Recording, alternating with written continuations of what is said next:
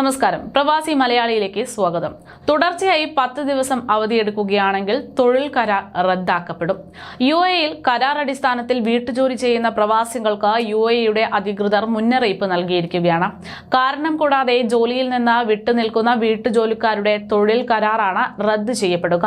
മാനവശേഷി സ്വദേശീവൽക്കരണ മന്ത്രാലയമാണ് ഈ കാര്യങ്ങൾ വ്യക്തമാക്കി പുറത്തുവിട്ടിരിക്കുന്നത്. ജോലിക്ക് ഹാജരാവാത്ത ജീവനക്കാരുടെ വിവരങ്ങൾ തൊഴിലുടമ മാനവശേഷി സ്വദേശിവൽക്കരണ മന്ത്രാലയത്തെ അപ്പോൾ തന്നെ അറിയിക്കണമെന്നും 5 ദിവസത്തിനുള്ളിൽ തന്നെ ഈ വിവരങ്ങൾ നിർബന്ധമായും അറിയിക്കണമെന്നുമുള്ള കർശന നിർദ്ദേശവും ഇതോടൊപ്പം പുറപ്പെടുവിച്ചിട്ടുണ്ട്. വാർഷിക അവധിയോ വാരാന്ത്യ അവധിയോ കഴിഞ്ഞ് 10 ദിവസത്തിനുള്ളിൽ ജോലിക്ക് കയറാത്തവരുടെ കരാറാണ് റദ്ദാക്കപ്പെടുക. ജോലിക്കിടയിലുള്ള ലഹരി ഉപയോഗവും കുറ്റകൃത്യങ്ങൾക്ക് കേസെടുക്കുക എന്നിവ ഉൾപ്പെടുന്ന ആളുകളെയും അവരുടെ ജോലിയും കരാറുമൊക്കെ റദ്ദ് ചെയ്യപ്പെടുമെന്നും ഇതോടൊപ്പം തന്നെ അറിയിക്കുന്നു. മലയാളികൾ ഉൾപ്പെടെ നിരവധി പ്രവാസികളാണ് തൊഴിൽ ചെയ്യുന്ന രാജ്യമാണ് UAE എന്ന് പറയുന്നത്. രാജ്യത്തെ സാമ്പത്തിക മേഖലയിൽ നിർണായക സാന്നിധ്യമായിട്ടുള്ള പ്രവാസികളെ UAE എല്ലാ കാലത്തും സ്വാഗതം ചെയ്യാറുണ്ട്. UAEയിൽ ജോലി ചെയ്യുന്ന തൊഴിലാളികൾ തങ്ങളുടെ അവകാശങ്ങളെക്കുറിച്ചും രാജ്യത്തെ തൊഴിൽ നിയമങ്ങളെക്കുറിച്ചും അറിഞ്ഞിരിക്കേണ്ടതുണ്ട്. അതിന്റെ ഭാഗമായിട്ടാണ് ഇത്തരത്തിലൊരു അറിയിപ്പ് കൂടെ പുറത്തു വന്നിരിക്കുന്നത്. ഗാർഹിക തൊഴിലാളി ജോലിയിൽ ഹാജരായിട്ടില്ല എങ്കിൽ സ്പോൺസർമാർ ആ ചെലവായ തുക 2 ആഴ്ചയ്ക്കകം തിരിച്ചു നൽകണമെന്നുള്ള ഒരു ഉത്തരവ് കൂടെ ഇതോടൊപ്പം തന്നെ കുറച്ച് ദിവസങ്ങൾക്ക് മുമ്പ് മാനവ വിഭവശേഷി സ്വദേശിവൽക്കരണ മന്ത്രാലയം പുറപ്പെടുവിച്ചിരുന്നു. വിദേശങ്ങളിൽ നിന്നുള്ള റിക്രൂട്ട്മെന്റ് ഏജൻസികൾ വഴി നിയമനം ലഭിച്ചവർ ജോലി ചെയ്യാൻ വിമുഖരായി മടങ്ങിയാലും നിയമന ചെലവ് തിരിച്ചു നൽകണം എന്നായിരുന്നു അന്ന് ഇറക്കിയിട്ടുള്ള ഉത്തരവ്.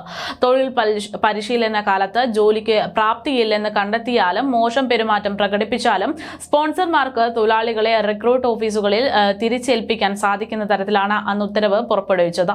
തൊഴിൽ കരാറ് തൊഴിലാളി സ്വന്തം ഇഷ്ടപ്രകാരം റദ്ദാക്കിയാലും റിക്രൂട്ട്മെന്റ് കമ്പനികൾ സ്പോൺസർമാർക്ക് നഷ്ടപരിഹാരം നൽകേണ്ടി വരുമെന്നായിരുന്നു അന്നത്തെ ഉത്തരവ്.